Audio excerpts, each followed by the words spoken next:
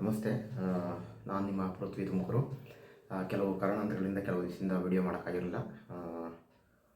ಇವತ್ತು ವಿಡಿಯೋ ಮಾಡ್ತಾಯಿದ್ದೀನಿ. ಮೊನ್ನೆ ಒಂದು ಪ್ರಶ್ನೆ ಹಾಕಿದೆ ಡಿಕೋಡಿಂಗಲ್ಲಿ, ಅದನ್ನು ಸಾಲ್ವ್ ಮಾಡ್ತೀನಿ. ಇದು ನಾಳೆ ಕಂಪಲ್ಸರಿ ಒಂದು ಕ್ವಶನ್ ಈ ಥರ ಇದ್ದೇ ಇರುತ್ತೆ. ಆದ್ದರಿಂದ ಇದನ್ನು ನೋಟ್ ಮಾಡ್ಕೊಳ್ಳಿ, ಇಂಪಾರ್ಟೆಂಟು. ಎಲ್ಲರಿಗೂ ನಾಳೆ ಎಕ್ಸಾಮು ಯಾರ್ಯಾರು ಬರಿತಾ ಇದ್ದಾರೆ ಅವ್ರಿಗೆಲ್ಲರಿಗೂ ಆಲ್ ದ ಬೆಸ್ಟ್. ಪ್ರಶ್ನೆ ಇದನ್ನು ಡಿಕೋಡಿಂಗು ಮಾಡೋಕ್ಕಿಂತ ಮುಂಚೆಗೆ ನಮಗೆ ಏನು ಗೊತ್ತಿರಬೇಕು, ಆಲ್ಫಾಬೆಟ್ ವ್ಯಾಲ್ಯೂ ಗೊತ್ತಿರಬೇಕು. ಅದಕ್ಕೆ ಬರ್ಕೊಂಡ್ಬಿಡೋಣ ಒಂದ್ಸಲ. ABCDEF GHIJKL MNOPQRSTUVWXYZ 1 2 3 4 5 6 7 8 9 10 11 12 13 14 15 16 17 18 19 20 21 22 23 24 25 26. ಇದು ವ್ಯಾಲ್ಯೂ ಕಚ್ಚರಲ್ಲಿ ನೀವು ಒಂದು ಕಡೆ ಸೈಡಲ್ಲಿ ಲಾಸ್ಟಲ್ಲಿ ಕೊಟ್ಟಿರ್ತಾನೆ, ಅದರಲ್ಲಿ ಬರ್ಕೊಂಬಿಡಿ.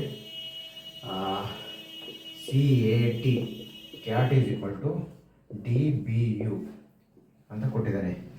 C ಆದಮೇಲೆ ಯಾವ ಅಕ್ಷರ ಬರುತ್ತೆ? D. A ಆದಮೇಲೆ ಯಾವ ಅಕ್ಷರ ಬರುತ್ತೆ? B. T ಆದಮೇಲೆ ಯಾವ್ದು ಬರುತ್ತೆ? U. ಒಂದ್ಸತಿ ಕನ್ಫರ್ಮ್ ಮಾಡ್ಕೊಂಡು. C ಎಲ್ಲಿದೆ? ಇಲ್ಲಿದೆ. C ಆದಮೇಲೆ ಯಾವ್ದು ಕೊಟ್ಟಿದ್ದಾನೆ? D ಕೊಟ್ಟಿದ್ದಾನೆ. ನೆಕ್ಸ್ಟ್ ಅಕ್ಷರ ಕೊಟ್ಟಿದ್ದಾನೆ A ಆದಮೇಲೆ ಯಾವ್ದು ಕೊಟ್ಟಿದ್ದಾನೆ? ಇಲ್ಲಿ B. ನೆಕ್ಸ್ಟ್ ಅಕ್ಷರ ಕೊಟ್ಟಿದ್ದಾನೆ ಇಲ್ಲಿ U. ಇಲ್ಲಿ T ಇದೆ. T ಆದಮೇಲೆ ಯಾವ ಅಕ್ಷರ ಕೊಟ್ಟಿದ್ದಾನೆ? U. ನೆಕ್ಸ್ಟ್ ಅಕ್ಷರ ಕೊಡ್ತಾ ಹೋಗಿದ್ದಾನೆ. ಅದರಿಂದ ನಾವೇನು ಮಾಡಬೇಕು? ಬರ್ಕೋಬೇಕು. DOG dog is equal to D ಆದಮೇಲೆ ಯಾವ ಅಕ್ಷರ ಬರುತ್ತೆ? E ಬರುತ್ತೆ. O ಆದಮೇಲೆ P ಬರುತ್ತೆ. G ಆದಮೇಲೆ H ಬರುತ್ತೆ. ಈ ಆಪ್ಷನ್ ಎಲ್ಲಿದೆ ನೋಡಿ, EPH ಏನಲ್ಲಿದೆ, ಅದರಿಂದ ಇದು A ಅಂತ ರೈಟ್. ಡಿಕೋಡಿಂಗ್ ಗೊತ್ತಾಯ್ತಲ್ಲ. ಇಲ್ಲಿ ಏನು ಕೊಟ್ಟಿದ್ದಾನೆ?